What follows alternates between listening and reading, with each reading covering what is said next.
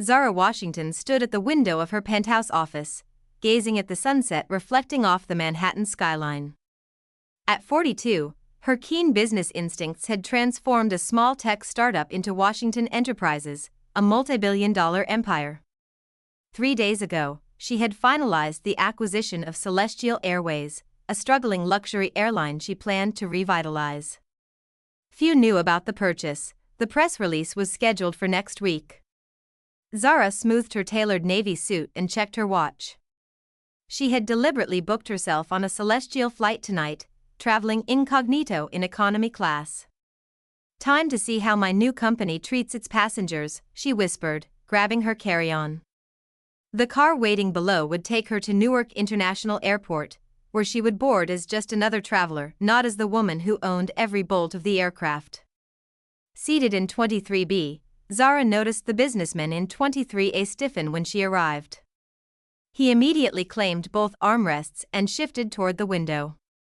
The couple behind her whispered, "They always upgrade them for free, you know." Zara kept her face neutral, though her jaw tightened. She placed her designer bag under the seat and pulled out her phone. A notification appeared. Her acquisition of Celestial Airways had just increased her net worth by another $1 billion. She smiled slightly. The flight attendant, Rebecca, with perfectly coiffed blonde hair, greeted the white passengers warmly but merely nodded at Zara. Interesting, Zara thought, mentally taking notes on staff behavior that would need addressing. 2 hours into the flight, Zara pressed the call button. Her throat felt dry from the cabin air. When no one came, she pressed it again. After 15 minutes, Rebecca finally approached, her smile vanishing when she saw who needed assistance. "Yes?" Rebecca's voice was cold.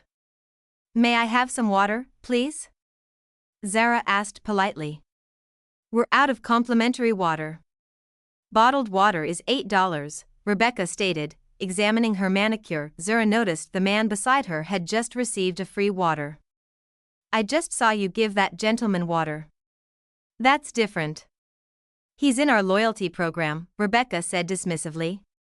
"I see." Zara reached for her wallet. "I'll pay." "Actually, we're out of bottled water too." Rebecca smirked. "I'll come back when we have more." "Could be a while." As Rebecca turned to walk away, Zara spoke clearly. "Flight attendant, could you please call your chief purser to this section? Now." Something in Zara's tone made Rebecca pause. "The chief purser is busy. Tell him Zara Washington needs to speak with him urgently." The name registered.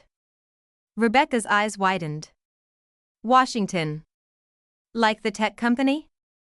Like the woman who purchased Celestial Airways 3 days ago?" Zara showed her phone with the company transfer document. "I prefer to know how my airline treats passengers firsthand." The color drained from Rebecca's face.